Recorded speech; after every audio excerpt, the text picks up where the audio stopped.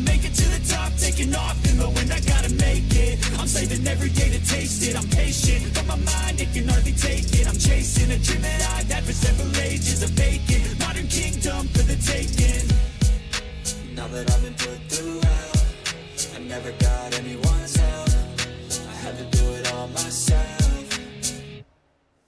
I don't ever slow up, no I don't take shit. I got no love for the fakeness. If you wanna play tough and wanna hate this, I'll always show up and make a statement. I don't ever slow up, no I don't take shit. I got no love for the fakeness. If you wanna play tough and wanna hate this, I'll always show up and make a statement. I don't ever slow up, no I don't take shit. I got no love for the fakeness. If you wanna play tough and wanna hate this, I'll always show up.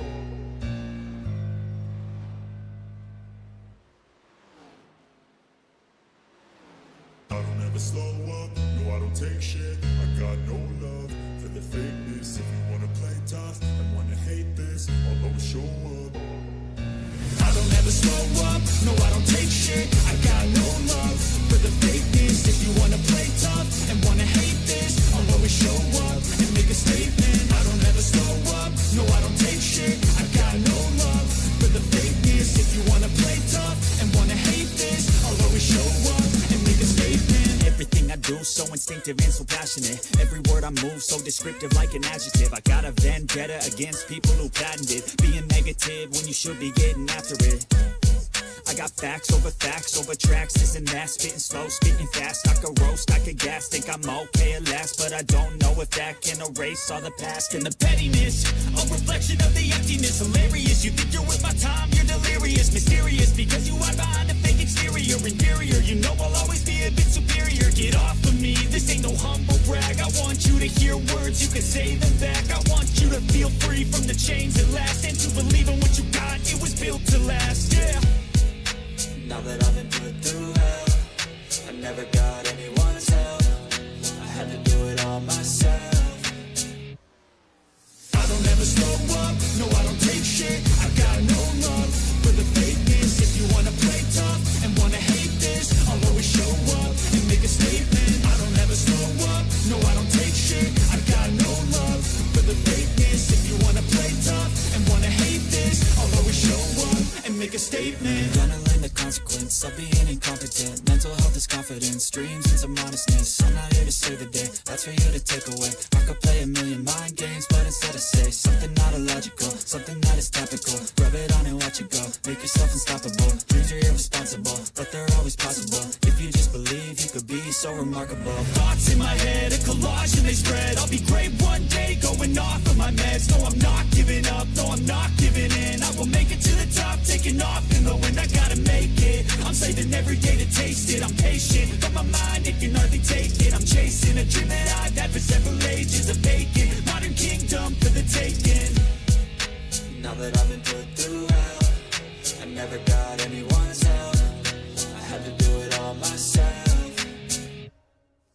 I don't ever slow up, no I don't take shit. I got no love for the fakeness. If you wanna play tough and wanna hate this, I'll always show up and make a statement. I don't ever slow up, no I don't take shit. I got no love for the fakeness. If you wanna play tough and wanna hate this, I'll always show up and make a statement. I don't ever slow up, no I don't take shit. I got no love for the fakeness. If you wanna play tough and wanna hate this, I'll always show up.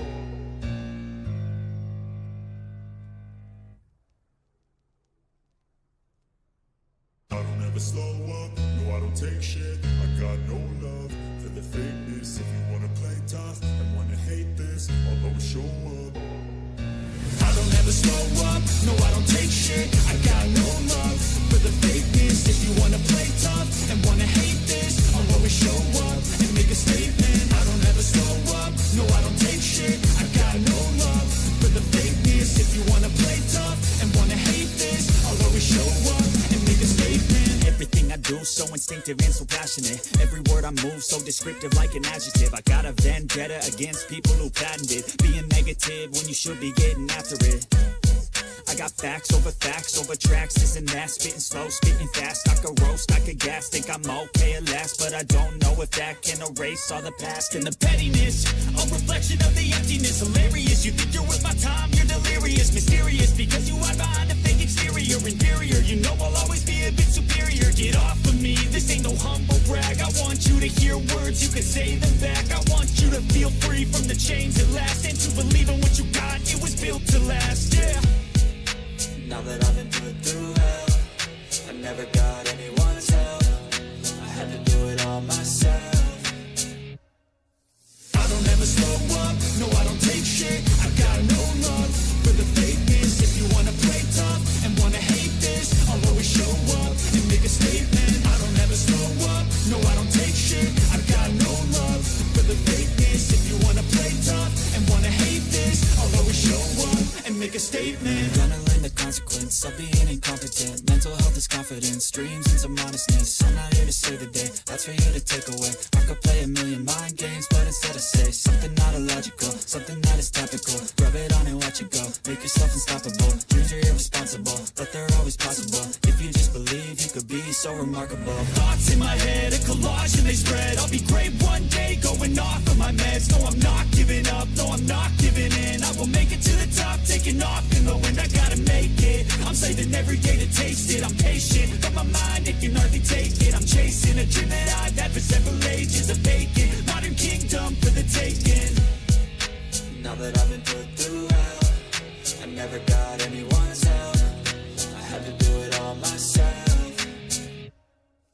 I don't ever slow up, no I don't take shit. I got no love for the fakeness. If you wanna play tough and wanna hate this, I'll always show up and make a statement. I don't ever slow up, no I don't take shit. I got no love for the fakeness. If you wanna play tough and wanna hate this, I'll always show up and make a statement. I don't ever slow up, no I don't take shit. I got no love for the fakeness. If you wanna play tough and wanna hate this, I'll always show up.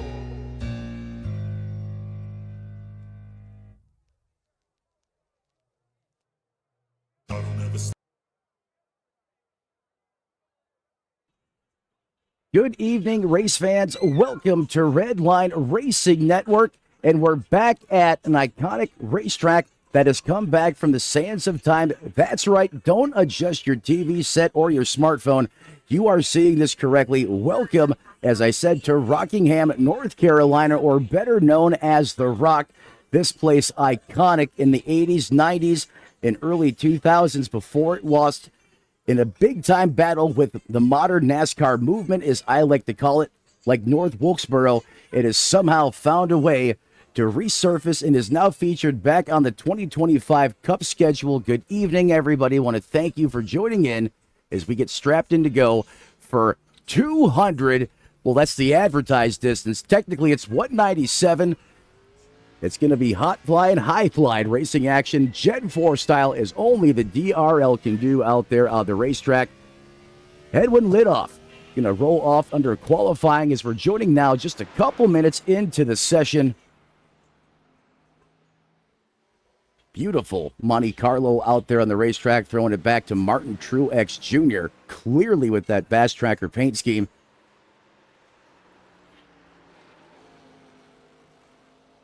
One point in time, he did drive that 78 number with Furniture Row Racing.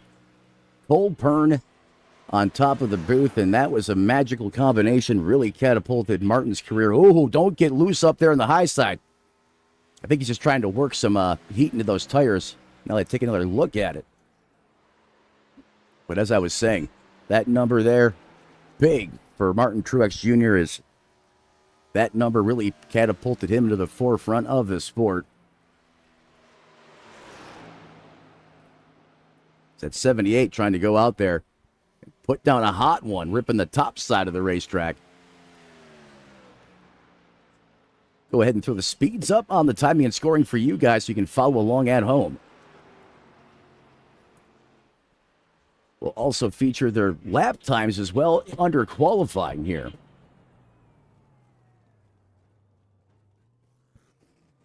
It's 78 now, comes to rest. That should put him in that 6th place position, clocking in at 24-14. So a solid top 10 effort for Kyle Gray. Currently on the pole, Nick Robinson in the 71 machine. He's going to have the hot hand, but there's a Tops Market Chevrolet out there on the racetrack right now that could have other plans. This 9 ride goes beast mode at times in that Charger. Hemi power under the hood. And he is not going to dethrone Robinson here. He's going to slot in P2 with a 23.98. As he now takes his checkered flag and sends it back down to the pits. Great field here this evening, 26 strong thus far. And that's going to wrap up qualifying. And Nick Robinson is going to get the pole here at Rockingham. Taylor Butcher Benjamin, what a story that was last week as he duked it out with DJ Daniel. Remember from the post-race coverage we had, his interview, he really highlighted this place, was looking forward to it, having a great qualifying effort, going to kick off inside the top 5 in P4 as we now send it down trackside. As these cars get locked, ready to rock behind that iRacing.com pace car. Taking a look at some of the iconic scenes here around the racetrack as these cars do get set, ready to rock and roll for 197 laps of that high-flying, high-octane racing action right here on Redline Racing Network. My little son's coming in the background, stopping in and saying hi.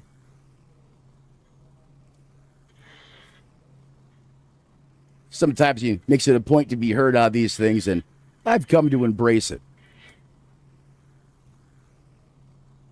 Take a look at tonight's race information before that field begins to roll off here. Let's throw it up on the big screen so you guys at home once again can follow along. Weather absolutely perfect, picturesque, 79 degrees ambient air temperature. Really not much water drain in the air this time of the year. Cloudy, however, I'm starting to think it's partly cloudy as you see some sun peeking through there, and as the weather updates, just as I say that, winds out of the west at 4 miles per hour. Could be gusting 5 to 7 at times over the course of this race this evening. That should be a non-factor. However, these drivers are going to have their hands full as they're going to have all the horsepower and torque they can ask for in this Gen 4 configuration. And again, officially featured as a 1-mile racetrack, however, technically it's just shy, 0.97 for all intents and purposes. Track temperature at 96 degrees. These cars will be making all the grip as we come in just a little bit underneath the century mark. However, we could bust 100 degrees as it continues to increase in temperature over the course of this race this evening.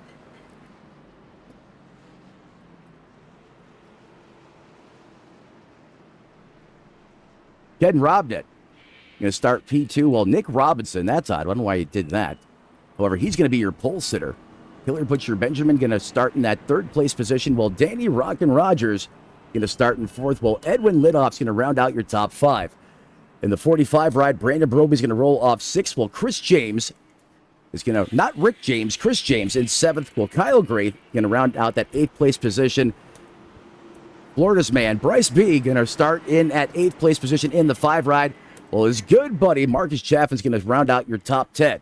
That iRacing.com pace car is going to pull off the racetrack. There he goes. Here we go for 197 laps. Let's get back to the boogie. Here we go. Green flag in the air. And these glorious V8s come roaring to life here in prime time.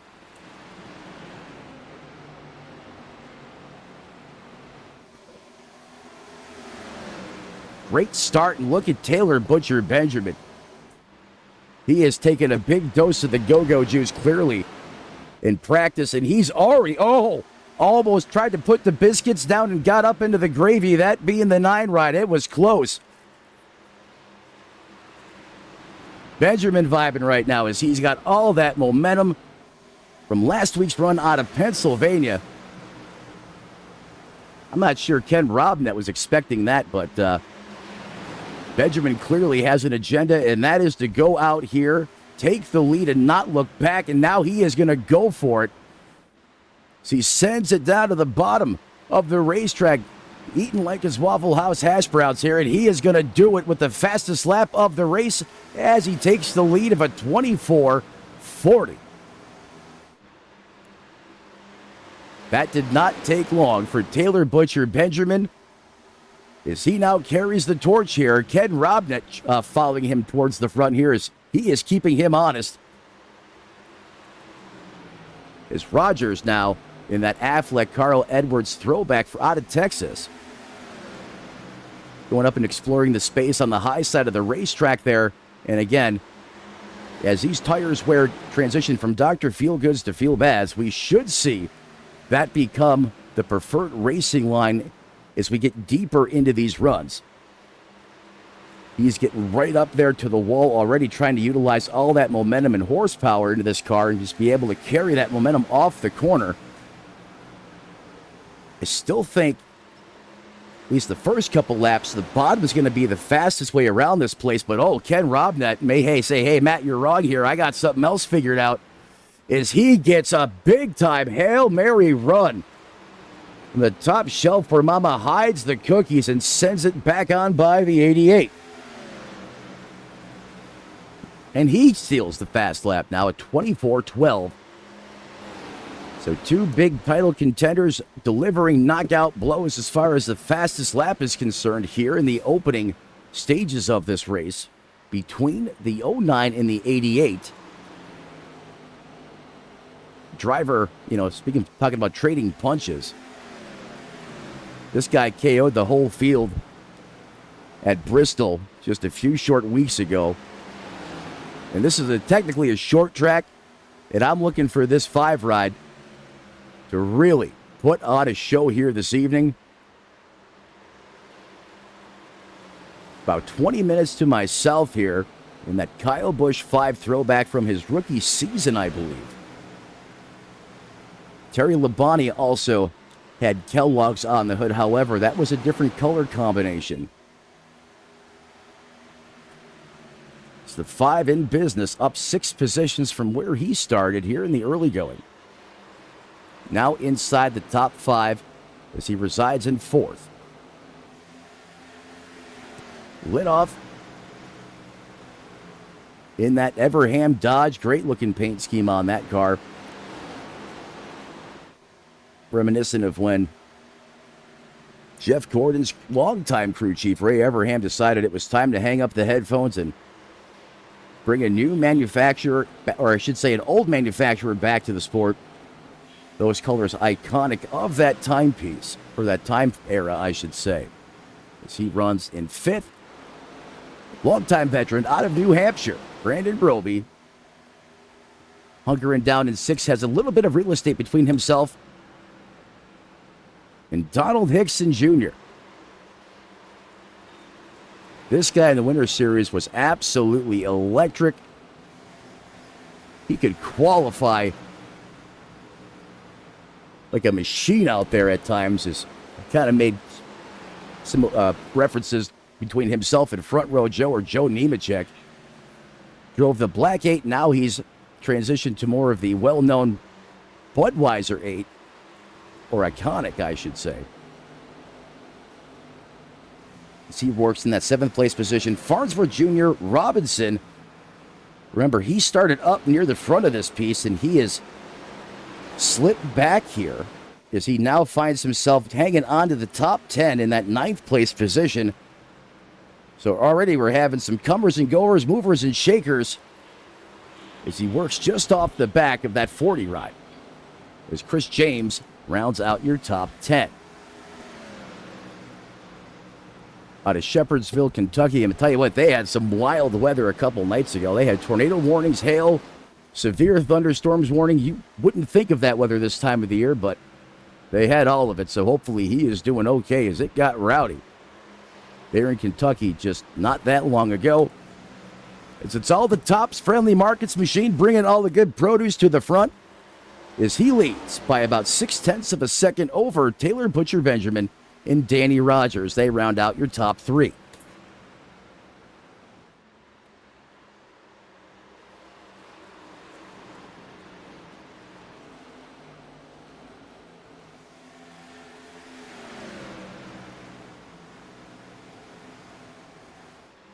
For all our faithful viewers returning to us as always here at the youtube.com live chat, sound off. Let us know who you're rooting for.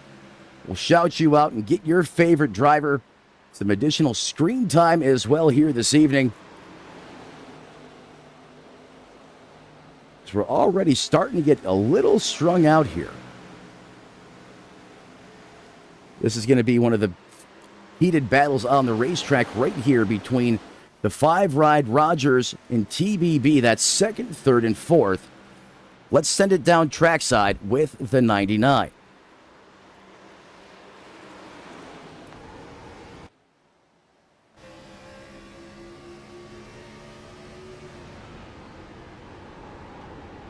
Look at him just throw that in the corner as it's a side-by-side.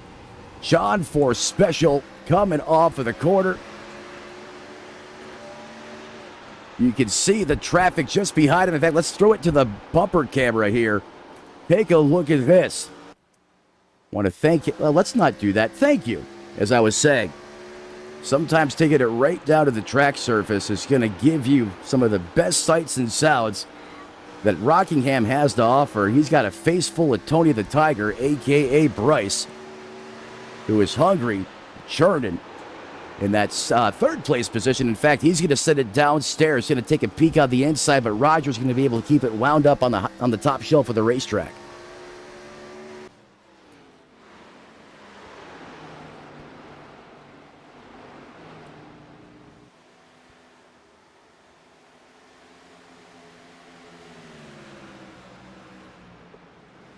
Seeing as y'all seen Team Watson's logo just appear, want to thank them for them being our official premier setup partner right here on Redline Racing Network, part of the Strategic Family Alliance. And if you want to find new ways to generate more speed out there on the racetrack, be more consistent, and be a part of a community that believes in each other, will help you towards one common goal, and that is getting each and every bit of performance out there on the racetrack. That is Team Watson Racing Setups. Give them a shout. Let them know Redline Racing Network sent you. Kenny and the boys, they'll get you hooked up. Your one-stop spot for speed shops on all things iRacing related. Continue to follow here the Ford Fusion of Kenny Rogers in the 99. Does have Bryce in tow, who continues to be the biggest mover of this race, who has now cracked the podium up to P3 here. All chasing this man. Having a great run here in the early going, I might add as well. Go a little further back into the field for the first time this evening. Let's pick up with Marcus Chaffman in the 2, part of ALR. Oh, and it is hot and heavy here as well. Longtime series veteran, there's Farnsworth Jr. in the 42 onto the high side of the racetrack. He's going to pinch the 2 down low. Gives him plenty of room, though. Typically, these cars really want to slingshot towards the wall, especially coming off the bottom of the corner like that when you put the power down. And great job leaving plenty of real estate for these drivers to work with as that Dodge stuffs it down in front of Chaffin's face. Going to open the door here. The 2 is going to try to get a run here on the bottom, thread the needle. He got loose off the top. Hold on to it. Great save. Other than a minor code brown situation there for the Miller Genuine Draft Machine, he'll live to survive another day. And remember, no fast repairs here in DRL. You stuff it in the fence, you wad it up, that's it. Game over. Do not advance. You're done.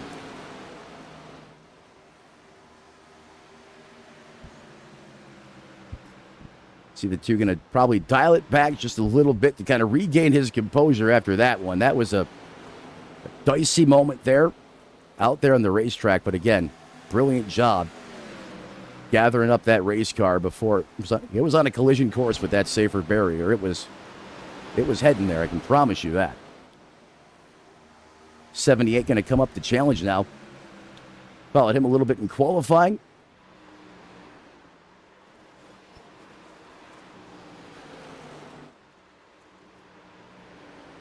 How about Chris Lucky from Cincinnati, Ohio? Another one of the newcomers, the new wave movement here in DRL, I think. It's a name I haven't seen, but I know there's some other drivers that necessarily the founding fathers of this league as well, I've been told, that are going to come back and make some appearances throughout the course of the season. So I will check that. But a name I don't believe, seen out here previously. In that 33, currently runs in 12th, is now Danny Rogers is going to take over the lead. What in the world happened to Kev Robnett? He was out there on a cruise on a Sunday drive. Gets freight trained, and we got a great battle here now between the 5, the 88, and the 9. Get the popcorn ready, folks. This is for second, third, and fourth. And Butcher Benjamin and Robnett are doing it John Force style here, short track style. 9's not going to back down. The 88 isn't either. He gets a great run on the top shelf of the racetrack. Going way upstairs there to keep the mojo pumping.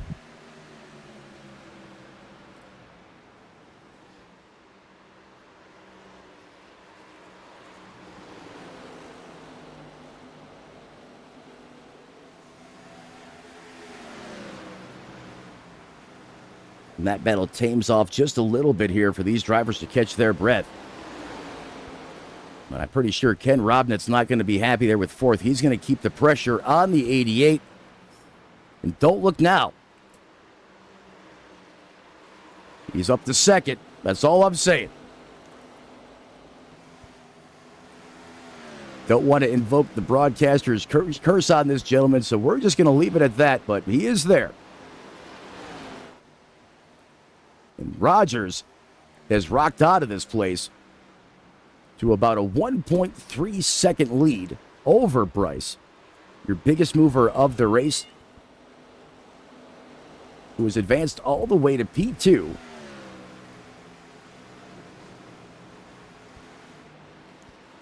Where's Mr. Captua at tonight? The Kirby version. There he is, the Georgia man. Nice looking paint scheme on that one machine this evening. Exercising some patience right now as he runs back in that 23rd place position.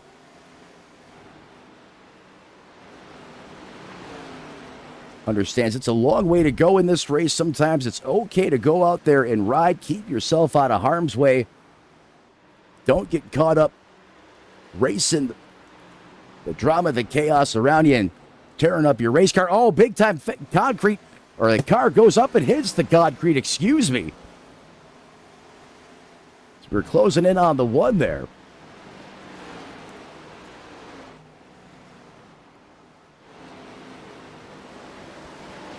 As Kyle Gray finds himself all the way back in that 24th place position.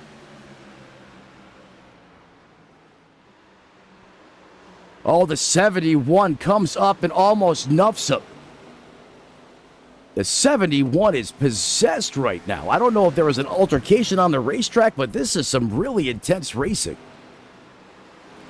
Just behind him.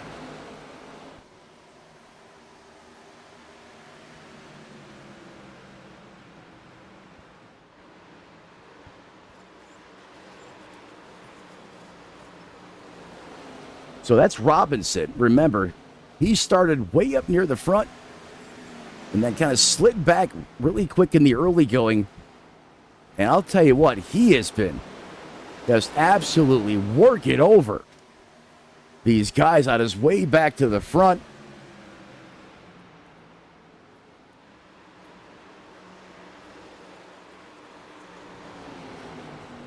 Probably just driving with the chip on his shoulder. Doesn't like the fact that he hemorrhaged a ton of positions there in the first opening laps and Well, he's letting...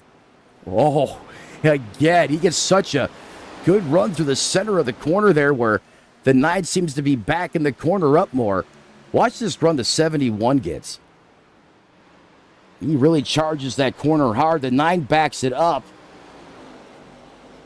It's almost like at times the 71 has to get on the binders so he doesn't just railroad that 9 machine.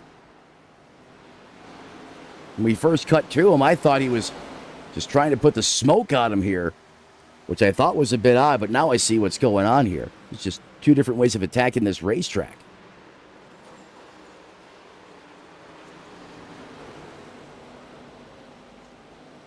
On the recovery drive, doing a great job, and oh, that's exactly what I was talking about. Oh my goodness, there it goes. That's why you cannot get that up close and personal. I understand they revised the front end of this car, but it still acts like a jack and just, it'll shoot you into space. It does not take much, and David Anderson is going to be eating out of a straw for the next month. You send it back to the Redline Racing Network instant replay here. Keep your eye on the 19. We're going to zoom in on this one. We're going to let it rip at full speed here, first roll.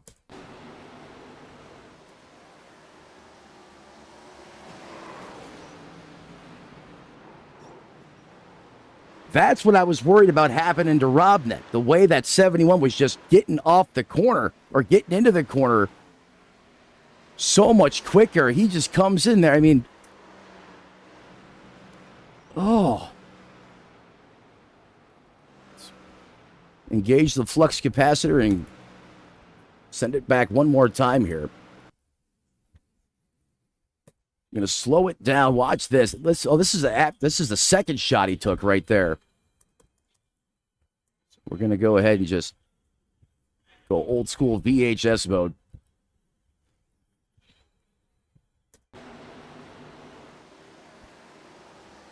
He just has so much momentum. The minute he touches the back of that car with the nose, it just kicks the back or the wheels, the rear wheels off the racing surface, and it was game over from there.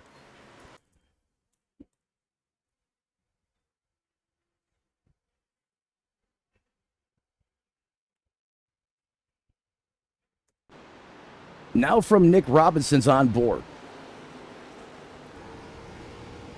I mean, look at just how much quicker. Oh. Hit him once, that wasn't enough. Punts him again to finish him off in the safer barrier down there on the flatlands. I mean, Nick was just so much faster than these guys out there on the racetrack. Perhaps, I'm not quite sure why he lost all those spots in the early going. Maybe he was trying to save, but then again, he lost a ton of positions early. I'm not sure if there was something on the racetrack that perhaps acted as a catalyst there to, which kind of enhanced a little bit of, aggressive. I don't want to say aggressive driving, but definitely invigorated to get back towards the front. That's for sure. And that's it. I thought that was going to happen to the 9, and unfortunately it happened to the 19. Under caution here for the first time this evening on Redline Racing Network, as we are early in the 2025 DRL full season on the line here. Race number 2. Daytona was a barn burner, and it's already starting to get action and drama packed here, just like we knew it would. Is these guys some of the best Gen 4 racing on the iRacing.com servers? I firmly and truly believe that.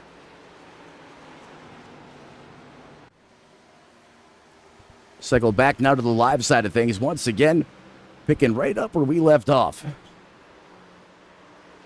71 barely has a scratch on the nose of that race car. It doesn't take much to pick your competitor up in the air with the nose of these Gen 4 cars. Got a new HMFIC in town. He's all smiles in the photos. But he's not like that right now in the race car. We're just going to keep it at that. He is a possessed man with one goal in mind, and that is to win this race and, if possible, lap the entire field.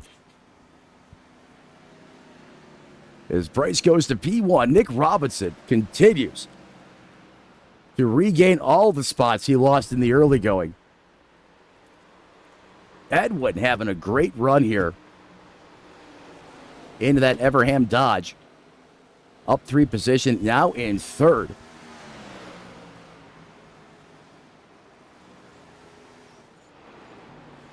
A driver who is not new to iRacing. Oh, he's coming down pit road.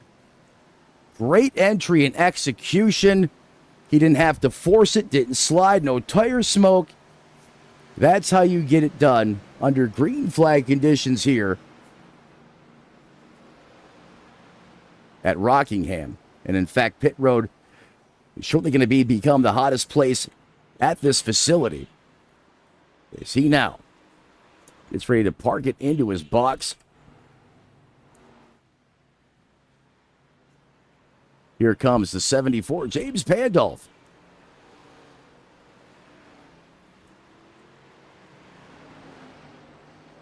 Pit stop complete, down and away. Currently being scored in that 18th place position. Oh, he almost got ran over. 23. Almost hit him like a buzzsaw. And we've seen what these big-time runs can do early in this race. Say no more.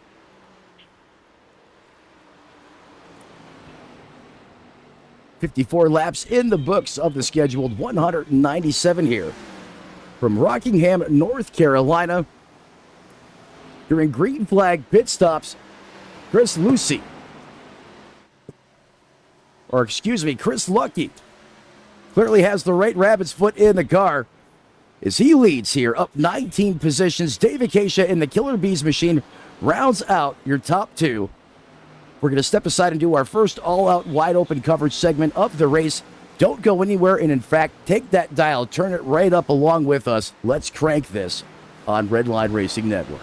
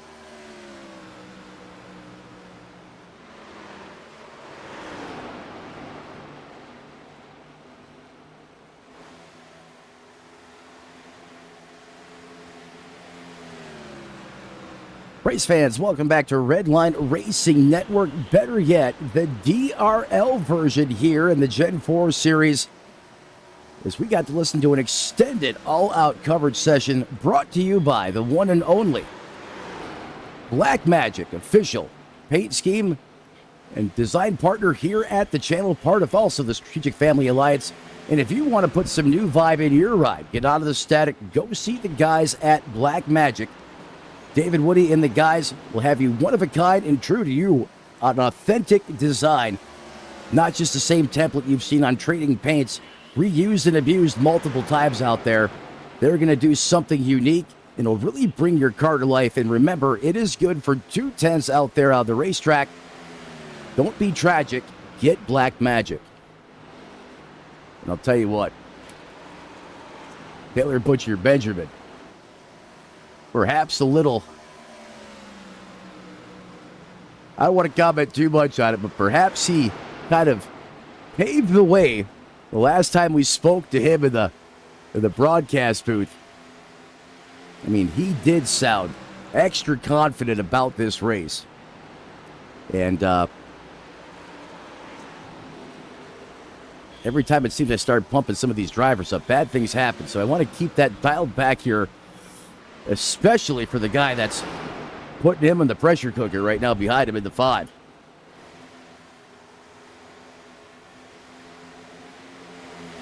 It's the 88 and the 5 last week. It was DJ Daniel going up against the second all-time most winningest driver in the series, Taylor Butcher Benjamin.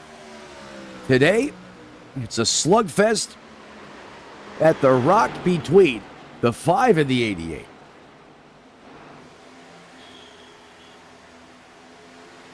We just edge ourselves over 71 laps officially in the history books here. And this is a great battle between these two drivers. You got the Ford there, and then the more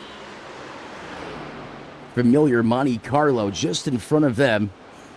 The Kyle Busch-inspired 5 ride just in front of him, because he's now about a half a second up the road. Last time by, Bryce continues to be the fastest car on the racetrack, and in fact, Taylor Butcher Benjamin and Bryce kind of, I don't want to say in the league of their own, but they definitely have a little extra boogie right now than by about a tenth or so. We'll continue to see if that continues to grow over the course of this run.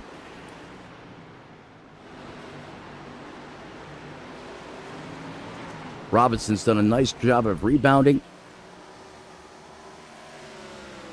Remember, he was your pole sitter. A little bit of damage on the nose of that machine. Again, aerodynamics not critical at this racetrack. As long as that thing's pointed straight and it's got all the power, which clearly it does, he's going to be okay. However, Hickson may have other plans. So this is third in that 4th place position going at it. The battle for the podium. Chaffin there in the Miller Lite Rusty Wallace throwback. Thought that was the midnight paint scheme there at first. It could be. And maybe the midnight MGD colors on board as he rounds out your top 10.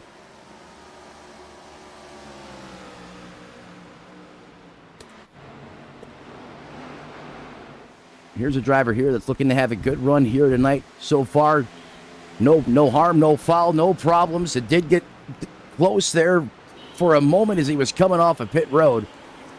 But he has silently and quietly worked his way up 5 positions into 9.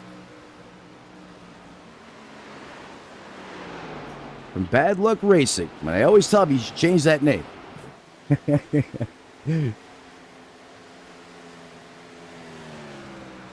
Just doing what he needs to do right now. Being patient, taking what the racetrack gives him, not trying to be greedy out there on the racetrack, not forcing the issue. That car still looks showroom brand new.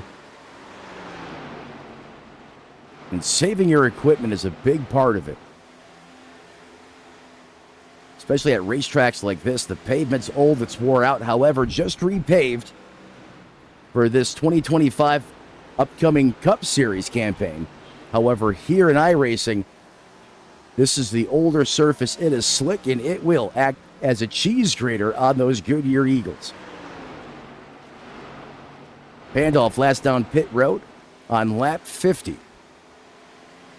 So 30 laps on this set of shoes. Very competitive lap times. Fast lap up the race, 24:23. Last time by a 25:57. So you can see there is a good bit of fall off here. However, the drivers in front of him, Farnsworth Jr., a 9.2 and a 26 flat. So James is coming. He's going to catch these guys.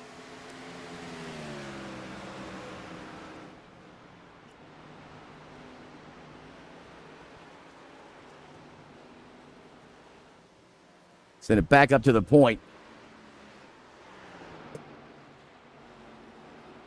Someone had their Frosted Flakes this morning. Bryce carries the torch, shows P1 on the scoring pylon here. For the first time this evening, we're going to step aside, pay a couple of bills as Tony the Tiger shows the way here from the Rock. Stick around. We'll be back momentarily right here on Redline Racing Network. Don't go anywhere.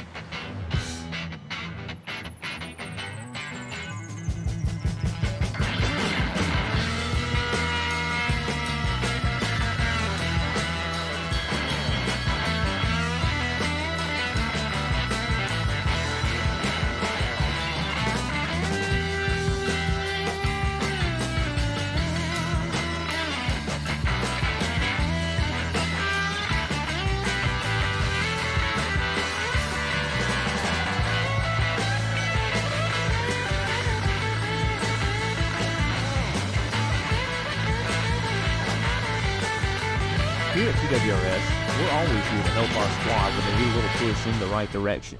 That's just who we are. We're a beautifully diverse group of goofballs dedicated to driving fake race cars as fast as possible. And we continue to push each other to the front using the power of nonsense. We have one of the strongest NASCAR programs on the service, and you can access it all for $24.99 a month. And we just released individual subscriptions for $14.99 a month for each NASCAR vehicle. We also just added a rallycross program, and our IndyCar program is taking off as well. So come join the weird side. We have speed and cookies. Cookies are not a rule, it's a location.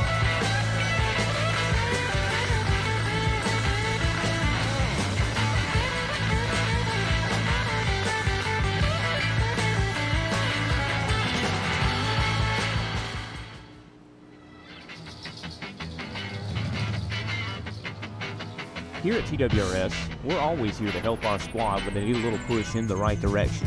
That's just who we are. We're a beautifully diverse group of goofballs dedicated to driving fake race cars as fast as possible. But we continue to push each other to the front using the power of nonsense. We have one of the strongest NASCAR programs on the service, and you can access it all for $24.99 a month. And we just released individual subscriptions for $14.99 a month for each NASCAR vehicle. We also just added a rallycross program, and our IndyCar program is taking off as well. So come.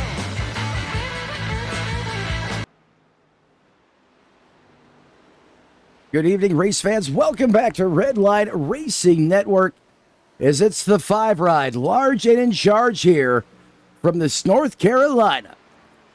P.D. Pablo said back in the early 2000s, raise up, and that's exactly what Tony the Tiger and the 5 have done. As he is driving like it is personal out there on the racetrack. Once again, he is vibing in the 5.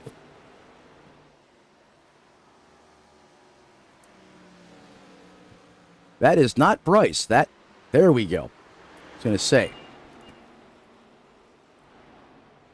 I know sometimes he plays the photo trickery. Oh, don't do that. That car got stupid.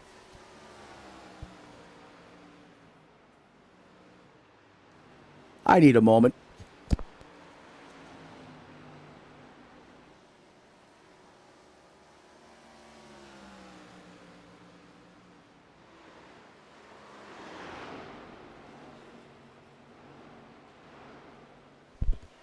That's definitely going on. Moments that KO the broadcast booth highlight reel. Well, folks, just because you're leading doesn't mean it's a walk in the park, a guaranteed path to victory lane. Is that car has been planted to the racetrack all race long, and it became possessed. It did a little razzle-dazzle, chitty-chitty, bang-bang on the top shelf of the racetrack and almost collected another innocent bystander there in the process as he continues to charge on, but that was 2 shades from getting really ugly. What was I saying about the broadcaster's curse being real? Robinson has almost did it on the recovery drive.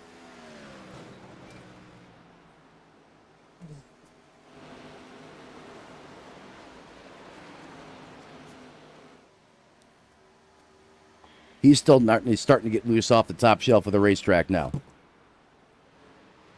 And again, Robinson down pit road last on lap 51. And on that note, Brandon Broby decided it is time to come down for our second wave of green flag pit stops.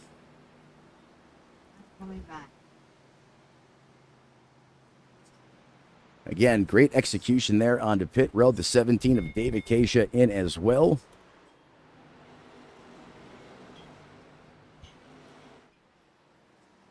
Try to get a better angle here on pit road as the cameras are laid out a little. Well, I'll just say it. They're a little odd here for this racetrack. Taylor Butcher Benjamin, Brandon Broby. You see the 17 come off pit road there as well. Oh, check out this fast and furious action. They had all lanes covered. Again, they weren't racing. He was coming off a pit road, but it still looked pretty cool. Moutre up 14 positions, second biggest mover of the race in that 7th place position.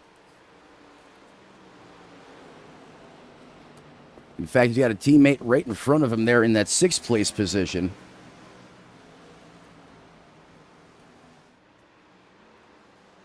ALR starting to put together a very good performance, a very good collective team effort as your leader now on pit road.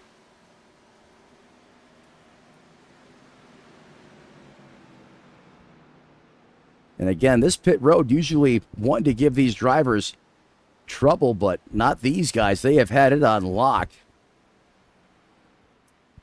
So the 5 now comes around. Clean execution there into his pit stall.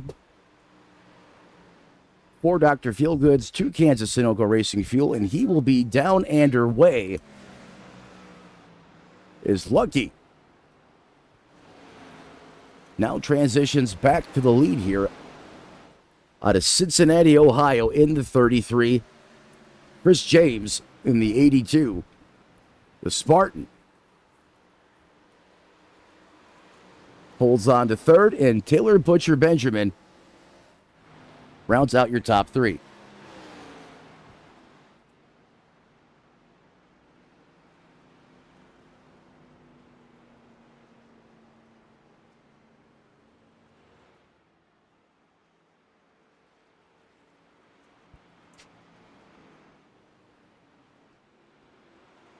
Don't look now, folks. However, that caution flag is back out on the racetrack.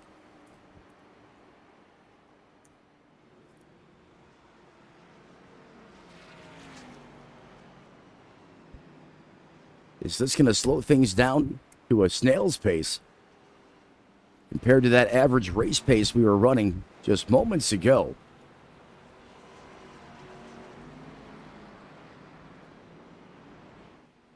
The 33, last down on lap 52, so you know he's coming. Chris James, TBB, Moutre there as well. Pandolf still out on the racetrack. He was just down on lap 100. So what do you know? The guy usually that has the bad luck gets some good luck for once. And he's going to, I think, get some great track position here if everything cycles as it should. Chris James now locked it down into his box. Follow here the 9 as he's now back out of the racetrack. So he's going to come around and catch that iRacing.com pace car. Farnsworth Jr. also coming off of pit road has the 13. In tow there from Georgia.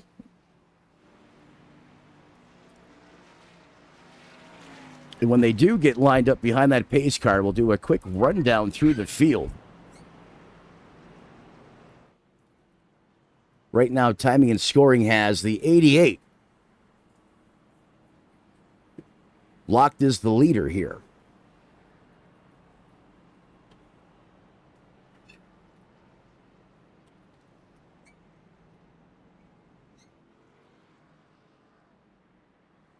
Remember, the 5 was the leader as he came to pit under green flag conditions. The 88 going to undercut him there a little bit. He came down on lap 98, took the benefit of those fresher tires. Taylor Butcher Benjamin, currently your leader right now. Bryce B in second, up 8 positions from where he started. Well, Chris James, good for 5 on the board. Ultimately resides in P3 as the 33 machine up 16 positions, rounds out your top 4. Nick Robinson, your pole spitter, currently owns that 5th place position. Ryan Moutre, James Pandolf, Dave Acacia, Gary Farnsworth Jr., and Mad Matt going to round out your top 10 as they currently run right now as those lights go out on that iRacing.com pace car. Let's get back to the green flag goodness here from the Rock. Barney's got the green flag in the air. He's going to push it through the floorboards, and here we go once again. Working lap 110 of the scheduled 197 here.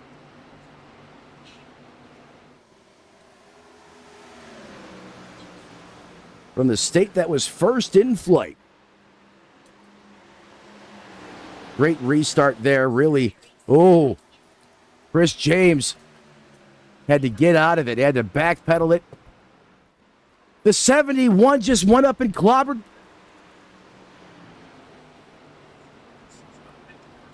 What a... I don't know how the 82 held on to that.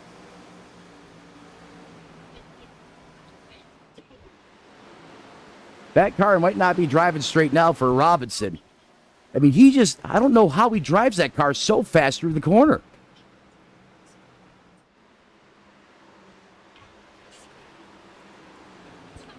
We got to roll this back, guys.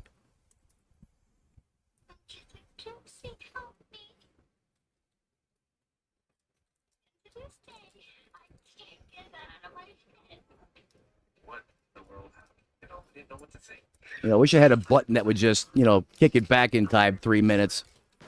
Well, watch this.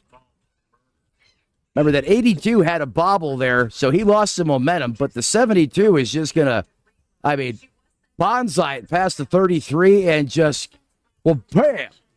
Boom shakalaka. The 82 didn't flinch. And the 71 right there is, it is time for an oil change and probably a new race suit. Shoes, gloves, everything else inside that race car. Pulls a Houdini there and saves that thing. The 8 able to keep it to the high side and out of the 71. That's a couple times now, though. Robinson is... I don't want to use the word kamikaze, but he's spicy getting into those corners. Or in those corners, I should say.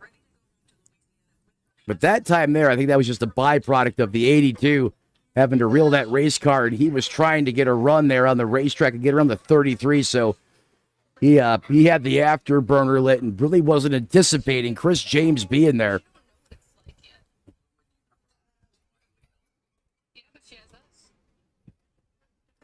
Is this going to bring us under caution?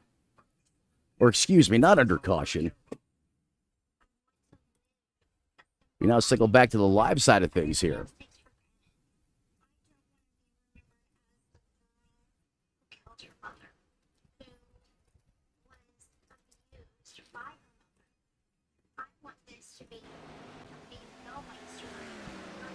Working lap 117 of 197.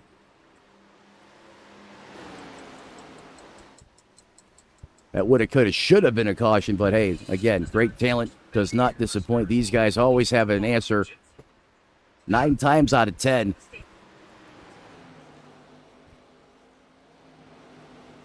As it's the Kellogg-sponsored machine, the Chevrolet leading over the Ford, but a hard charging Ford Mustang. Trying to utilize that high line, the 5 to try and cover the top shelf of the racetrack there as he sends it down to the bottom.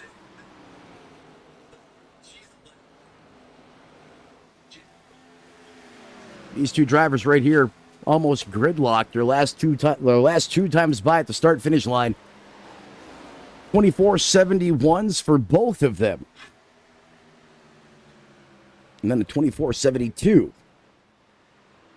That's keeping the gap right around that 0.3 of a second mark. Let's send it down trackside. Let's jump on board with the Butcher.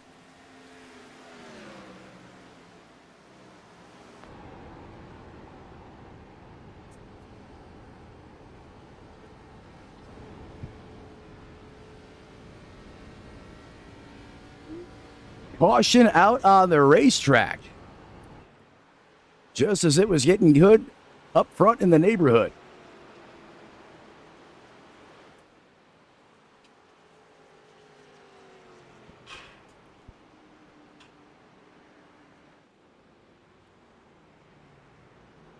I think that iRacing.com pace car checked up a lot sooner than the 5 anticipated. Usually you got to chase that thing down. But not the case here, as the field right up on top of that Ford Mustang pacing the field, and here we come. It's a mad dash for pit road.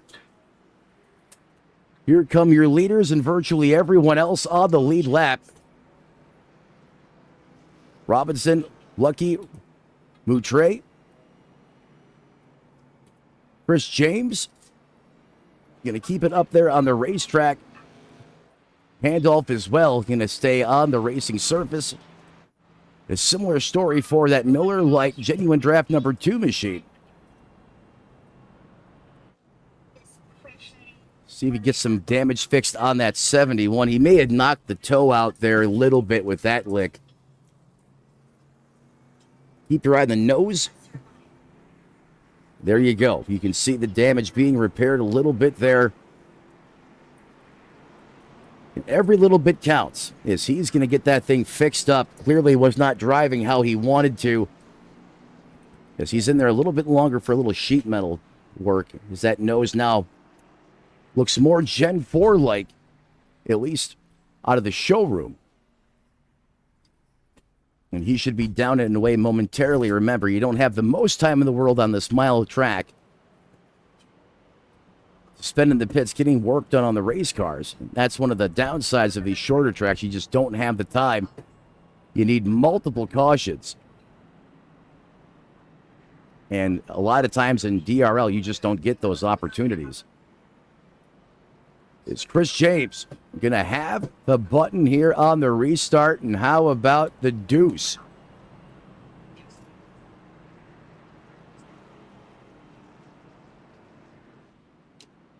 That's the car I wanted to feature. Thank you. From Hawkinsville, Georgia, furthest forward he's been all race long. Let's see how Chaffin does the dance here with some fresh air on that Miller. Is that a Chevrolet? It is. Pretty certain that was a Ford back in the day, but hey, nonetheless. Let's see how his Monte Carlo vibes with the new air, or the fresh air, I should say. Is that here we go. Everyone honest on this restart. No games being played. The 5 tried to slipstream him a little bit there. Just couldn't put the power down. Spun a little bit. And it's still a great restart. Look at the 5. Going to thread the needle. Says no, the teammate, no problem. The 2 will get over it. And again, he could have called it out too, that he was doing that, but Noah's Ark situation here. 3 wide, the 71 lit the Roman candle again. He is a firecracker out there.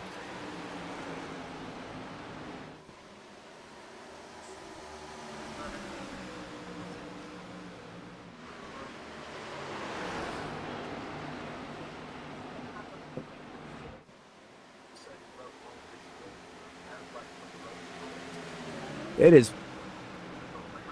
That might be his nickname. It might be Rowdy. We're going to hold off on that, but we're going to see how these races tread over the next couple weeks. But this guy drives like he's got something to prove. He carries a chip on his shoulder. That's for certain. Taylor Butcher Benjamin.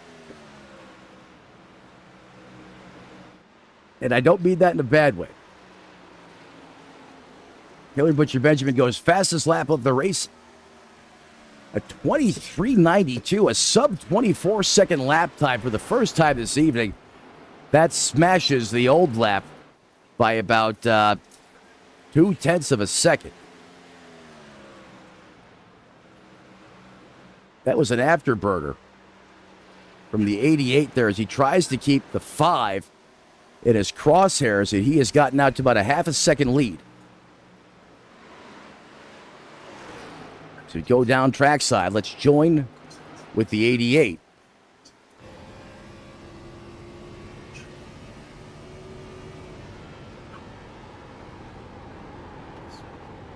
In fact, he has chopped about a 10th out of that lead. It's now 4/10 on the racetrack.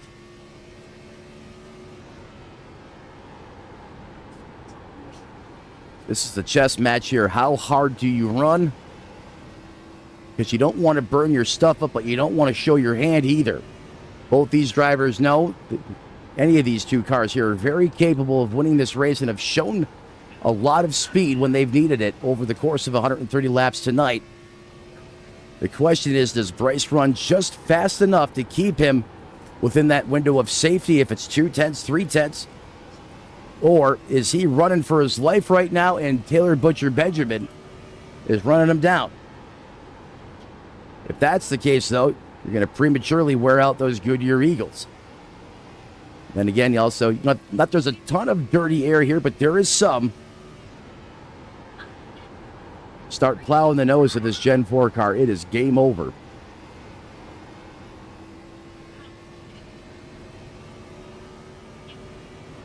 Over 9,000 RPM as he sends it down into turns 1 and 2. Getting ready to fire down the backstretch.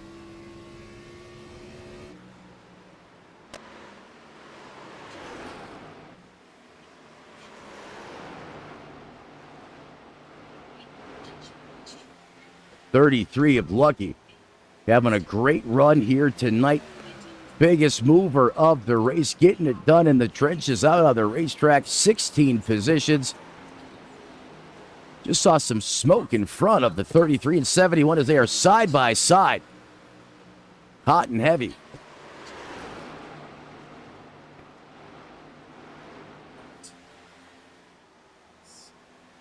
Great racing here. Close quarters. A lot of respect being shown right now between these two drivers. Look at them getting skinny, doing the jig, trying to stay off of each other.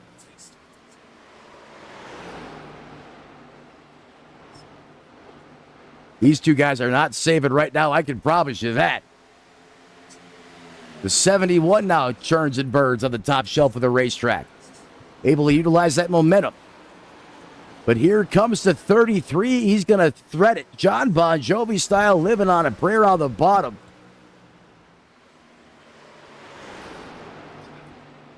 As both these drivers treating their tires like a redheaded stepchild, and the 78 said, hey, I want to come up in here and get a piece of this.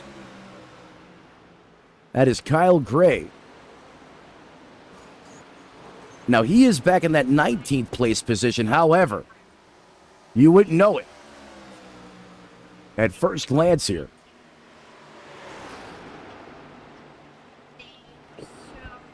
And he's going to play a factor in this battle.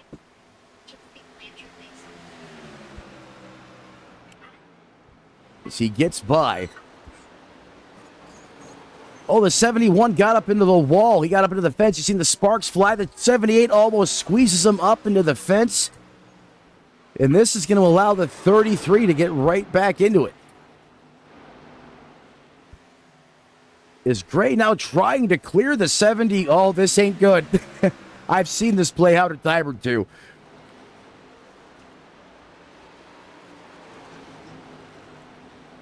Here comes the 33. You know, another driver used to run lead lap cars this hard, and that was Ryan Newman. 78's like, hey, I'm out there on the racetrack. I have just much of a right to be racing this hard as you guys are. And he's got a point. Get another caution or two. Could be a completely different story here for the 78.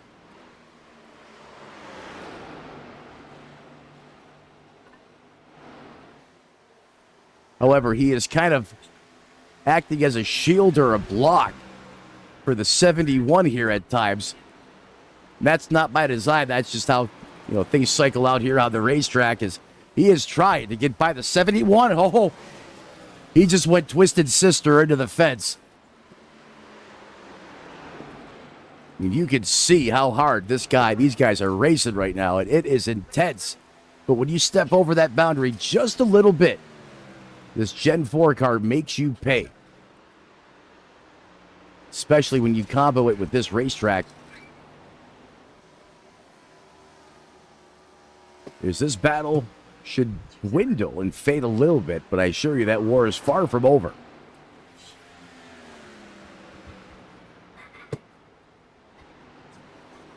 As it's all Tony the Tiger, CarQuest, and Bryce B taking care of business right now. Taylor Butcher Benjamin lurking less than a half second behind. 142 laps on the board, 197. That is the distance scheduled tonight. We're going to step aside for the final time. We're going to come back with all-out coverage all the way to the checkered flag. We'll be back in a few moments here on Redline Racing Network while Bryce B leaves at the lap 143 mark.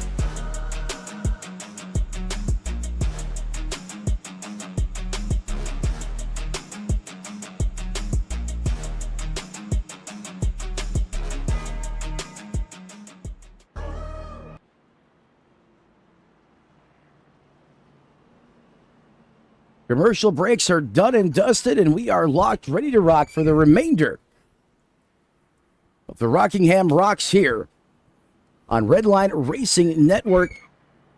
You can see that field racked and stacked once again. So his lights are out on that iRacing.com pace car. We're getting down to the final moments in this race. Late race restart here. The 5 ride is going to have the high side. What has been an action-packed, short-track thriller. Since the drop of the green flag here, getting ready to go back to it. Green flag in the air. Barty says, "Set it." Bryce answers the call, and he pushes it through the floorboards and back up the H pattern we go.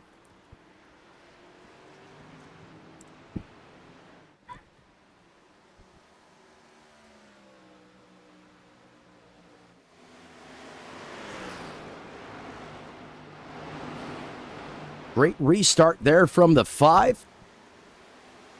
Is Taylor Butcher Benjamin in that second place position? The Pennsylvania man has a mirrorful of the biggest mover of the race. Oh, he was flirting with it. How low can you go, buddy?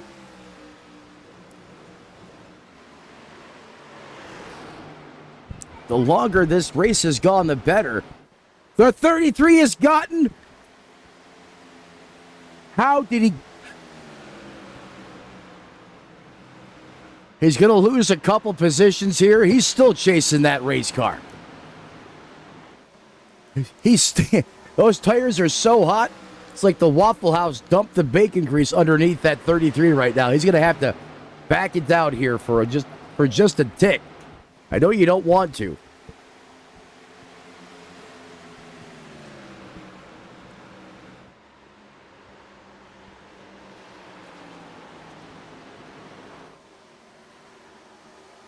I don't know how these guys do it.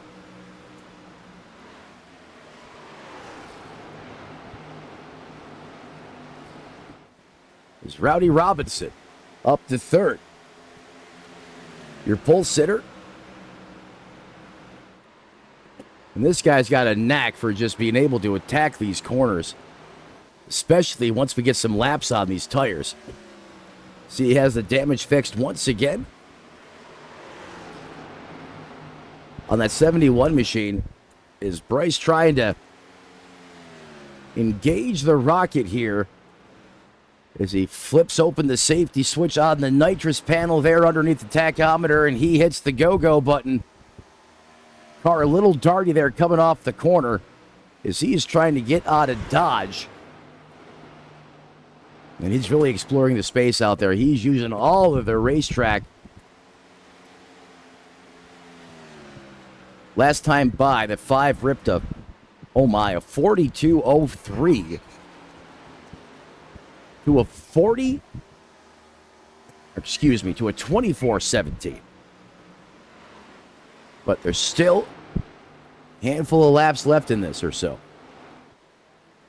Got to go all the way to 197 on the cusp of laps 160. And yeah, they'll go by quick, fast, in a hurry. That's where, sub 24 second lap times if you're the leader.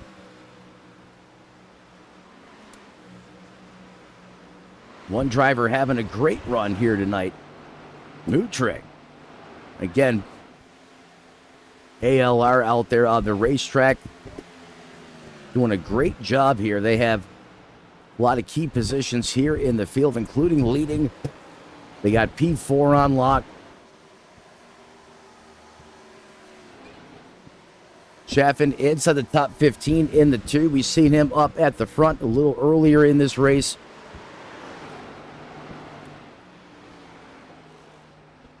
And you got Cap Tua.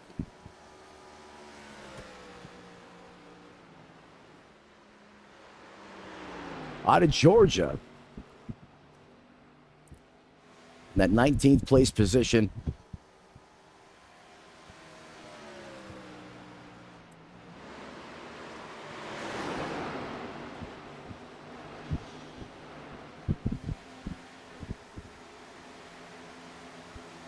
Get Skinny Boys almost a 3-way. 3 cars wide on the racetrack. Not almost, but not quite. Oh, the 2 goes up and decides to have a speed date with the fence. That's allowed the 45 of Broby to get a run. Pandolf hot on his heels. And remember, JP is in that 6th place position.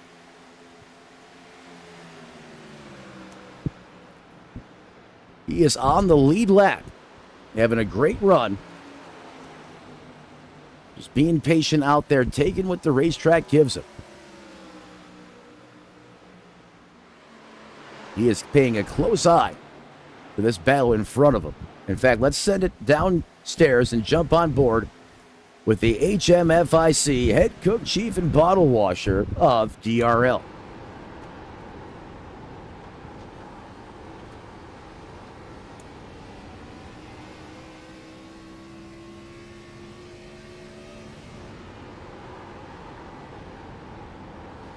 Yeah, Gen 4 V8 sounds good. You're going to take a peek underneath the 2 here. Going to give him a little bit of real estate to work with as we fire off into the turns 1 and 2 complex. They're going to go side by side, so we'll widen it back out here.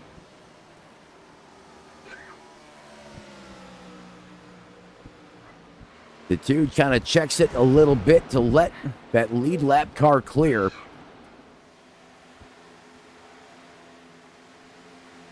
See the respect being shown out there on the racetrack. Always a class act out there. Speaking about Marcus Chaffin, of course. JP as well.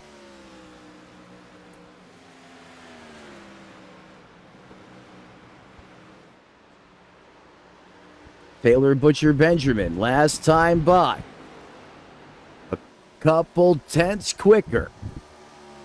24.77 to a 24.90.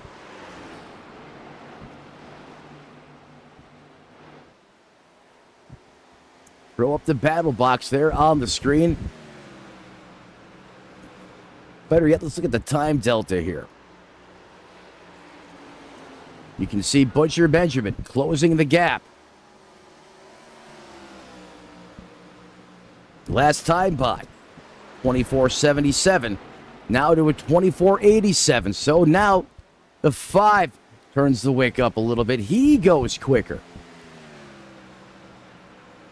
That margin was getting skinny, and now Bryce has decided to hit the flux capacitor there once again as it starts to approach 1.7 seconds.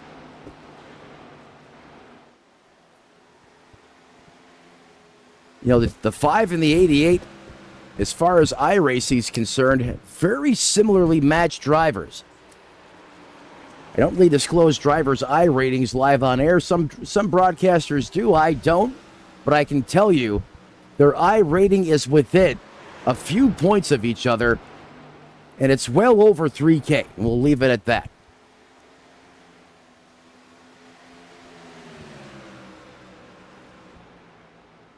That's 71. Also in that realm as well. And in fact, he is now becoming the hunter as he may dethrone the 88 from that second place position, and he does as he just keeps his foot in it to win it on the top shelf. Second place position changes out there on the racetrack as the 88 slots back to third. Robinson, your pole sitter, remember, now owns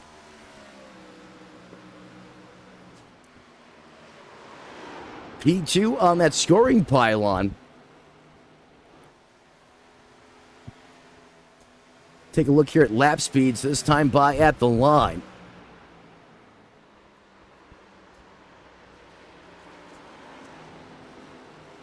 .2502 to a 24.91.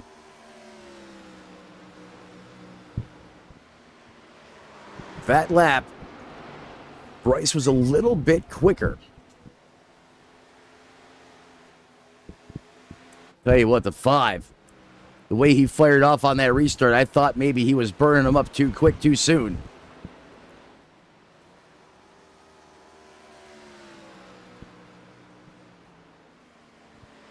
He is focused right now.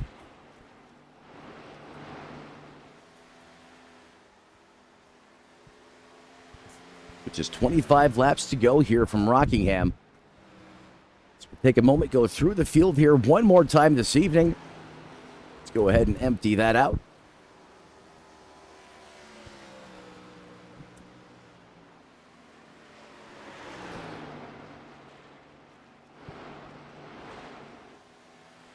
As we run through the field for the final time here this evening, starting off with your leader, South Florida's own Bryce B. in the Cowwogs ride. Currently, the commander, large and in charge in this race right now with almost a 2-second lead over your pole sitter, Nick Robinson, who's been thrilling to watch at times throughout the course of this race.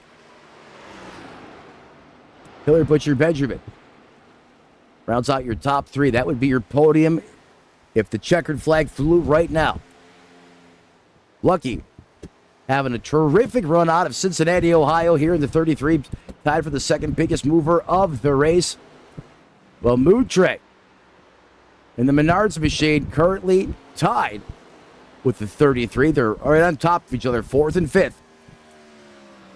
Carries us through the top 5 is James Pandolf having a great run this evening. He's been looking for one of these. From Bad Luck Racing, up 8 positions in 6th. Well, Chris James in the 82. He's had some scary moments out there tonight. Rounds out that 7th place position, while the 8 of Hickson Jr. currently resides in 8th. The Killer Bees machine, David, being piloted by David Keisha, slots into that 9th place position, while Farnsworth Jr. in the 42 Sterling Marling throwback rounds out your top 10. Buzzy Mongold in that Home Depot 20. Throwing it back to Tony Stewart. 12s across the board. Resides in 12th. Currently up 12 spots. So pick him.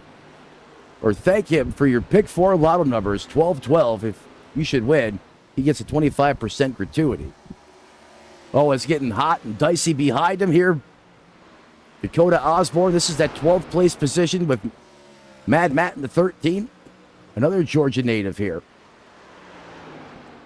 Well, the Milwaukee Tools machine currently holds on to a top 15 as he runs 14th on the board right now. Marcus Chaffin officially going to round out your top 15. Dylan Glazer in the 55 ride currently coming down pit road here as he's going to give up that 16th place position, while inside the top 5 at times in that Everham Dodge, currently in that 17th place position. Kyle Gray, usually fast and furious out there on the racetrack. This one just not going quite how he had hoped, as he currently runs into the top 20 in P18. Well, Kirby, we'll say it again, why not? Kept to him. Rolling in the 1. Holding on to a top 20. Well, Gary Donaldson, he's your 20th place man out of California. Great looking paint scheme on that Chevrolet.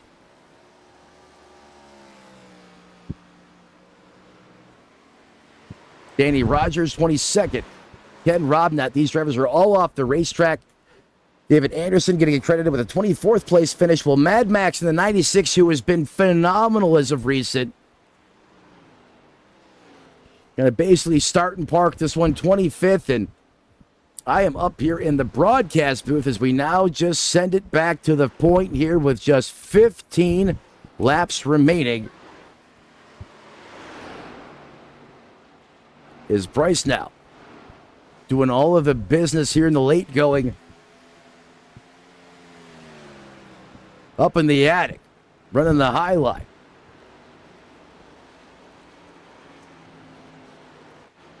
Robinson gets into the fence. Oh, he gets a pretty good piece of it there.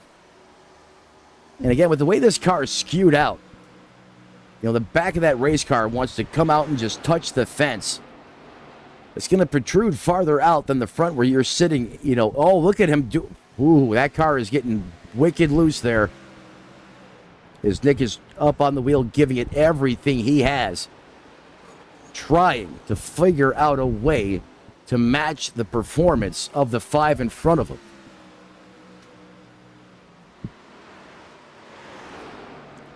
As I was saying, though, the way this car is skewed out, it's really easy to get this car in the fence, and usually it's the back of the car that's going to hit first. Especially if you're not used to racing this car a lot. You can't get as close as you can with, let's say, like the next gen because of that skew in this machine. Taylor Butcher Benjamin still in that third place position, keeping the streak as of right now. The podium's alive. As Lucky continues to impress, and so does Moutre.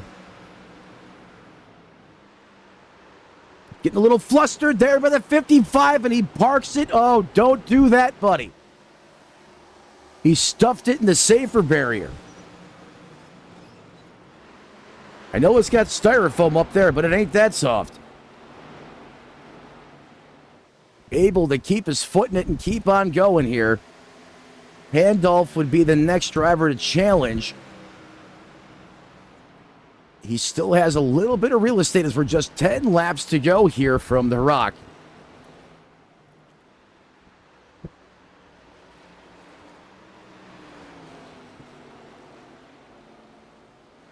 Right now, this is going to be the longest 9 laps of this race for the driver of the 5.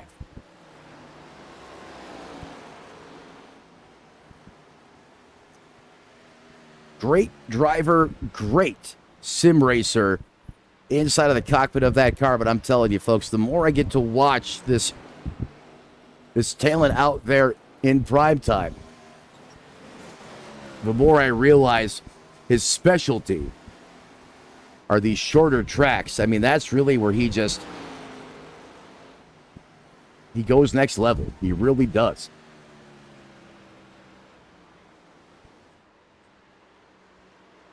I mean, all these drivers right now, I mean, are putting down bad fast lap times, especially for how long they've been out there on tires. And there's really no tire advantage. The top 7 are all down on lap 148.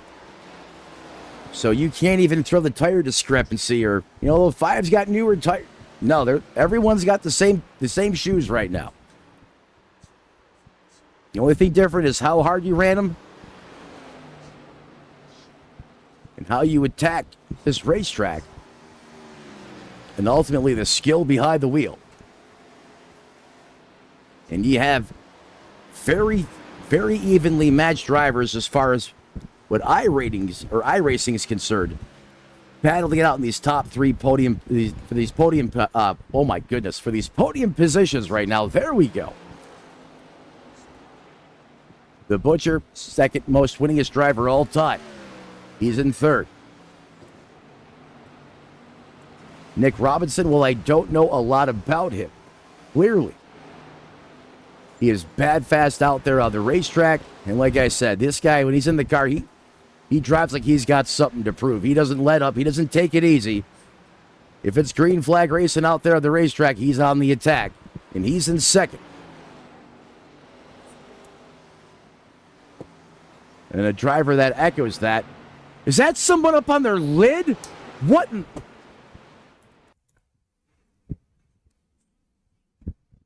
Something doesn't. What is that? No.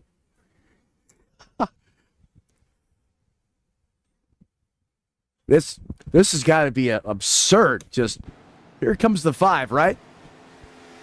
Let's jump on board with Bryce here. I got to see what this looks like. This is from the leader's perspective here with, you know, just a couple laps to go.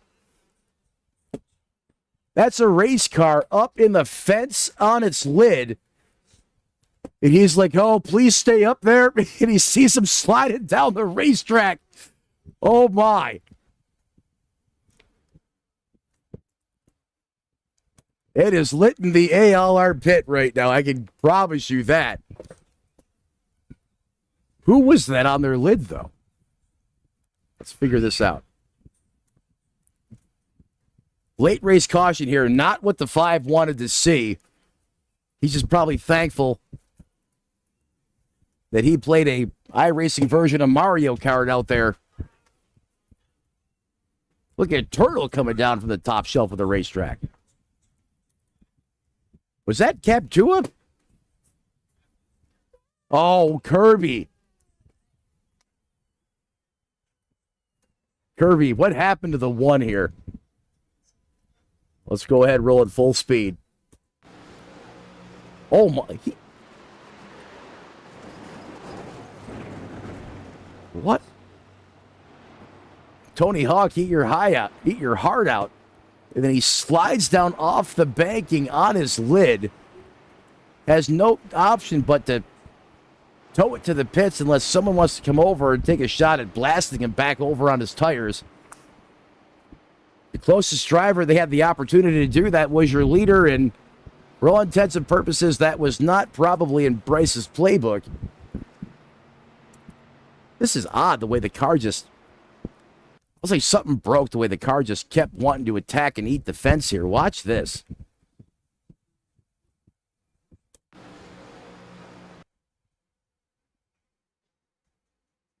Yeah, either...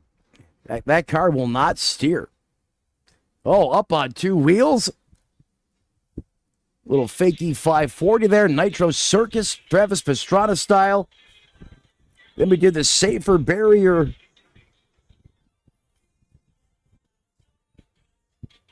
Wall ride onto the lid. And then we're going to slide right down in front of the leader. Just put the cherry on top. There goes the leader. And here comes Kirby on his roof.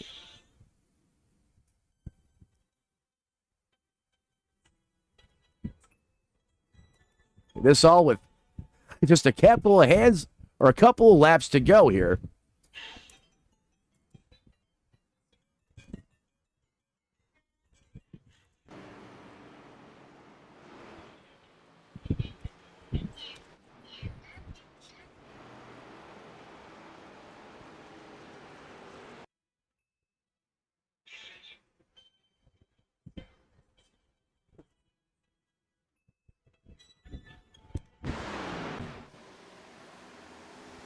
Two laps remaining here as green flag is back in the air. Now the final lap one more time. Rowdy Robinson, Nick in the number 3 machine. Big time blocking behind him. That's going to give Bryce the pass into the 3 and 4 cleanly with no from behind. Out of 4 for the final time. And Tony the Tiger is going to eat the field here with a late race powerhouse performance out of the 5, who goes the fastest lap of the race on the final lap as well. A 23.81 to win it in Rockingham. And Chris Lucy and Taylor Butcher Benjamin had a fight going on between these two drivers. Let's send it back quickly just moments ago as Bryce makes a statement win here in Rockingham. We take a quick peek here at the battle further inside the podium between Lucky and Benjamin.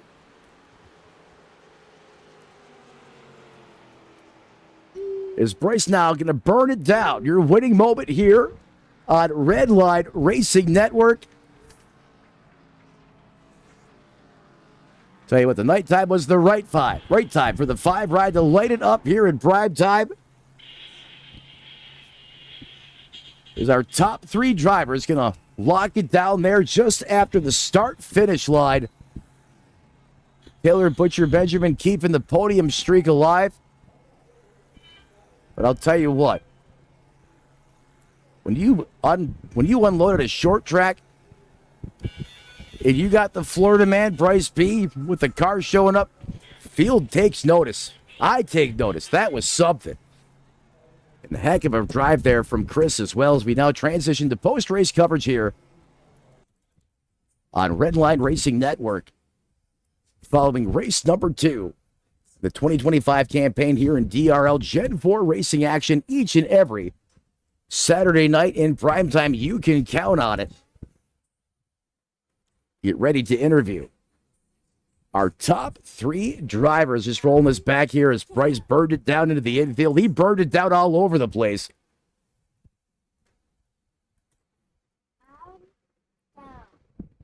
As the 5 punches his ticket here in victory lane, he conquers the rock. Chris Lucky, well, he had exactly Lady Luck on his side tonight, and fierce competition and a fierce competitor in the race car for P2, and Mr. Consistency in the 88 with another podium finish. Going to speak with these drivers momentarily here as we give them a chance to celebrate with their team. Ready to join them up here, or join me up here in the broadcast booth. I can see your race winner. Chris is there as well. See if we can go find Bryce, or excuse me, TBB. There he is. Taylor, Butcher, Benjamin, Matt up top in the Tony Trapassa Memorial broadcast booth. You got a copy there, boss. Hey, man, here we are. Another race, another podium. My God, that 88 was good all night tonight. Got a little dicey for you out there at times, able to keep that car out of harm's way. In a really great battle here to come down to the checkered flag between yourself and the 33. Walk me through that great run tonight, my man. What was it like out there on the racetrack?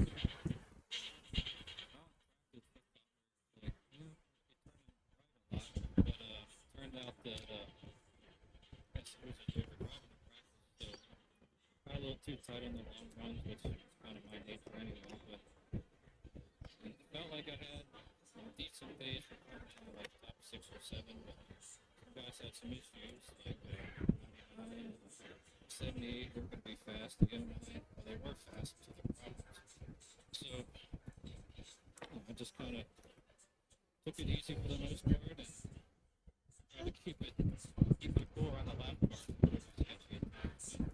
As far as that group line checkered, I didn't want to see it, but I did at the same time. Just kind of content with it. But once I saw Nick and Chris still on the track, gee, it's just going to get pretty dicey. So after we made it out of there in one piece, we did P3, and good to have Chris Lucky back. It's been a while since I raced with him. And So you said it's been a while since you raced with Chris Lucky, and for some reason, I'm not sure why, Taylor, I got a bunch of new electronic components over here on my end, a new mixer, all kinds of DACs, everything. For whatever reason, you did not come through on the broadcast side of things. I could hear you, but the broadcast couldn't. If you want to just once again give me a rendition or another breakdown of your run here this evening, I want to make sure the viewers get their time with you to hear your experiences out there on the racetrack tonight. Once again, the floor is yours. Yeah, sure. Sorry about that. Well, like I was trying to say, like in practice, I felt like we were going to be turning right quite a bit because of how loose, but I figured, and then when I got in the race, I'm like, maybe it was just me overdriving in practice. But as far as overall pace, felt like I had about top.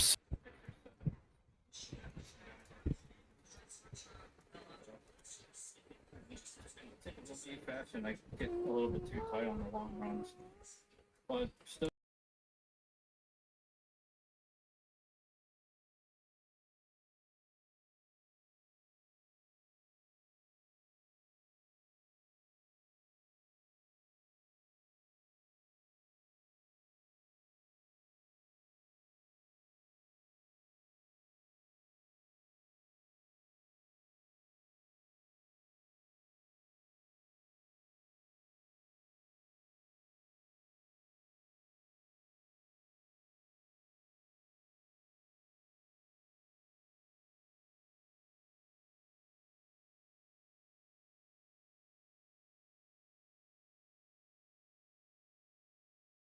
In real life, but hopefully when they do, it'll be just as good. I mean, this track always puts on good shows, and especially this week. I mean, we only had 3 or 4 cautions tonight, like first 100 laps or so, green all the way. So pretty satisfying evening, I'd say.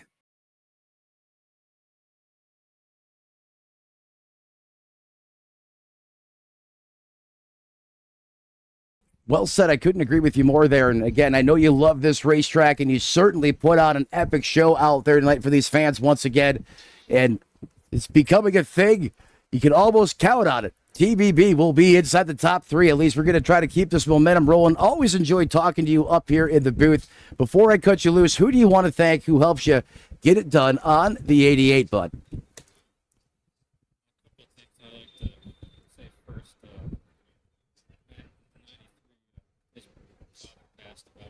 So certainly thinking about him, and also Josh Medlock, who does a lot of broadcasting, Max Speed TV, I think. Yeah, he's not doing so great health-wise, so keeping both of them in my mind.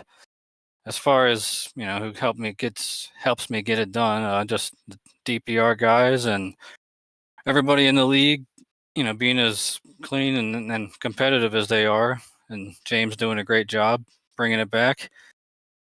And, just you for doing the broadcast and everybody watching.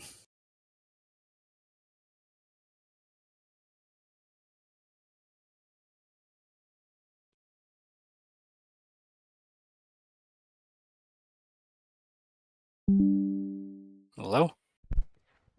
Thank you, Brett, or thank you, Taylor. I have to switch the audio sources back and forth, and when you're speaking, I'm blind, so the broadcast can hear you.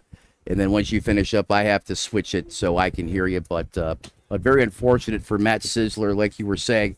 Thoughts and prayers, obviously, from everyone in DRL throughout the iRacing community, myself included.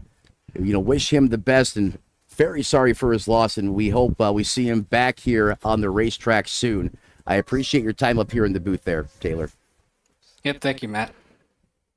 Anytime, and I do apologize, ladies and gentlemen. Like I was saying, a lot of new tech trying to get ready for 2025 here, and for some reason, just the channel is not talking to the OBS correctly. We'll get that sorted, but at least we have a solution here to carry on these post-race interviews as we wrap up with the 88. Now moving on to a driver I thought maybe was new. However, Taylor pointed me in the right direction as the 33 machine coming back to DRL competition. Let's bring him now up into the broadcast booth. And again, this may be a little bit tricky, but we can get through it tonight. Chris, Matt up top in the Tony Trapassa Memorial broadcast booth. You got a copy there, bud? Yeah, I got you, Matt. Well, hey, man, first and foremost, I didn't know if you were a new driver in the series or if you were OG, and TBB kind of painted the picture for me. Great to have you back, and what a run by you out there tonight. It seemed like the longer you ran out there on the racetrack, the better that 33 got. What was it like? What was your experience out there tonight, and how were you able to bring it home P2? Yeah, I didn't qualify, so I started 20th and just kind of took care of the tires, drove up through there the first 100 laps or so, just kind of cruising, making sure I didn't burn the right front off, and I think I was near the top 10 after that, after we got the first caution, and then I was probably only maybe a 6th or 7th place car overall, and just through attrition and some good luck, wound up P2. Attrition and good luck, and I think a lot of times in racing, especially short track or at this racetrack, you got to have lady luck on your side. It's not that it's like a Daytona or Talladega. You need a lot of luck there and at this place. And attrition, a lot of it happened in front of you. You had some dicey moments out there on the racetrack. There were some big time incidences there late in the race. I think it was the one that ended up on the roof, sliding down almost in front of the leader. That really could have changed the outcome of the race for you if the unthinkable happened, but it just seemed like you were a step ahead of the competition and the mayhem out there on the racetrack. How are you able to keep that 33 so competitive over these long green flag runs tonight? Just keeping it out of trouble and just driving your own car. Don't worry about anybody else. And just with that late race caution coming out and the green-white checkered, it got a little dicey getting 3 wide into the corner with Chris James in the middle there. And I just got lucky, and the outside line was able to power past TBB. Yeah, it was great battle watching you two duke it out, and hopefully we'll see you more here in the series. You're new to me, but it sounds like you've been around here for a while, and if you race like that, I'd love to see you out there on the racetrack more. Before I cut you loose, Chris, who do you want to thank who helps you get it done on the 33? First and foremost, James Pandolf, who runs this league, been running it for years. I know it's a lot of effort and time for him, so thank you. Thanks to you, Matt, up in the broadcast booth, and then all my competitors tonight. It was good to race with Chris James and TBB and a few of the OG guys out there tonight. So. Well, there he is, ladies and gentlemen. One of the OGs comes back and throws it down, shows him how the DRL guys do it here at the Rock. Gets into a great battle with one of his longtime, don't want to say rivalries, but someone he's used to or accustomed to racing out there on the racetrack in the past. The one and only TBB comes home with a great finish, starts deep in the woods all the way to P2. That is the driver of the 33, Chris Lucky. Thank you for your time, and I hope to speak with you again really soon. Yep. Thanks, Matt. Yeah, the stars of the past seemed to be coming out of the woodwork here in 2025, and why not?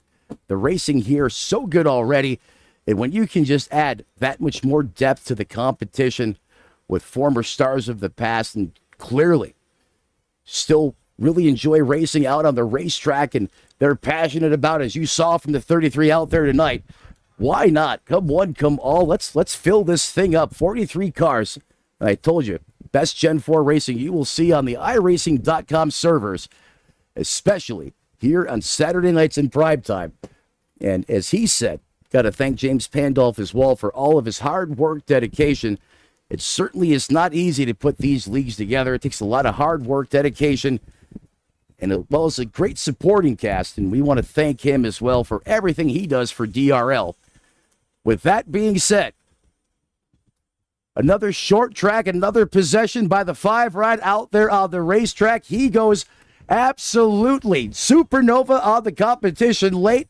Driver of the 5, Florida's own Bryce Beef, Matt up top. What is going on, my man? A whole lot, man. We're sitting down here enjoying ourselves here with that win. Great way to start off the season. You know, we love Daytona. We do. Great way to kick off the season. But let's take to a track where we got to throttle our way around, right? A lot of throttle control here. You got to have a lot of finesse. I mean, talk to me just about how much car control you have to have here. And it seemed like if you walked that fine line, or in the words of Johnny Cash, you walked the line, it was really easy to step over it. And if you did, you almost paid desperately or dearly out there as your car took off and just went possessed, bounced off the wall a couple times, and then you were able to, gather it back up. But it just seemed like, you had this thing on the jagged edge, and if you stepped it just a little bit more, it was treacherous. Yeah, man. At every corner, you still got me? Loud and clear, boss. All right, at every corner, man. I mean, you're talking about, of course, getting on entry. You overdrive it, you're plowing, you're going straight up the track, into the wall, hopefully not into somebody else. You get on the gas too soon, leaving the corner, you're spinning left. Even on the straights, man, the wall, the way that it's shaped, just wants to pull you right in. So, yeah, it's like a snake driving out here trying to bite you. Hey, well said. And certainly, you can tell you guys out there on the racetrack, great display from all of you. I mean, great performance. Some of the saves out there were absolutely incredible. You had some big time saves yourself, and I got to ask you, late in this race, and it was your teammate, I think, over going up. Nitro Circus mode, doing the wall grind up there and sliding down the racetrack on a sled towards you as you're leading. What is the thought process going through your mind as you're seeing this on the racetrack? Oh, dear. Oh, dear. Oh, dear, man. I didn't know I had less words and more of oh, dears going on through my head. And, yeah, just waited. Saw the caution pop up, and then I had a few decisions to make. I had to wait and think whether I was I knew I was gonna come in. Just hope that everybody would follow me in. We did, and then the decision while we're all on there was, do I take 2? Do I take 4? And I had too many laps on these tires to really go and take 2. So I said, you know what? Here's to hoping again. Gotta take the 4. Took the 4 and seen everybody else did the same. Beat them off pit road, and I had had to go through another roll of decisions there behind those two cars that didn't pit, and yeah, sure enough, we were able to make it break clear, and yeah, we pulled it in. We made it happen. You certainly did. You rose to the occasion every time. It looked like, not that you want to say you had it on autopilot, but it was going your way and it was going to stay lean, mean, and green. That caution flag came out. Then you had the turtle shell coming, Mario Kart style. Like you said, you come down pit road, put 4 tires on it, fierce competition behind you. Just had to better them. And, they got it done on pit road. You had to do it just a little bit better. You were able to do that and then clutch out there on the racetrack. As the 33 of the 88 got into a nice primetime battle at the end, you had the answer, and you checked the box. Victory lane in the 5 ride. Who do you want to thank, man? Who helps you get it done? And can we see this momentum continue over the course of the season? Oh, yeah, for sure, man. I want to obviously thank everybody for putting this together. James for running the show. You calling the shots out there, putting on the broadcast for us to go back and watch, and whoever else wants to watch. I think we got something special here, and we keep a good group of drivers and keep the glass full here. We'll see what's to come. Thank my team, practice that we put in each and every week, and again, just everybody that plays their part. Really appreciative to be here with everybody. Well, there he is, ladies and gentlemen. He always shows up at prime time, and if it's a short track, you can bet on it. The 5 ride is boss here in Rockingham as he wins a late race thriller over the 33 in the 88. 2 DRL legends. Bryce trying to etch his name into the DRL elites, and with finishes like that, he could be well on his way. Thank you for joining me up here tonight in the broadcast booth. And in fact, it was a pretty good outing all around for Team ARL, bud. Yes, sir.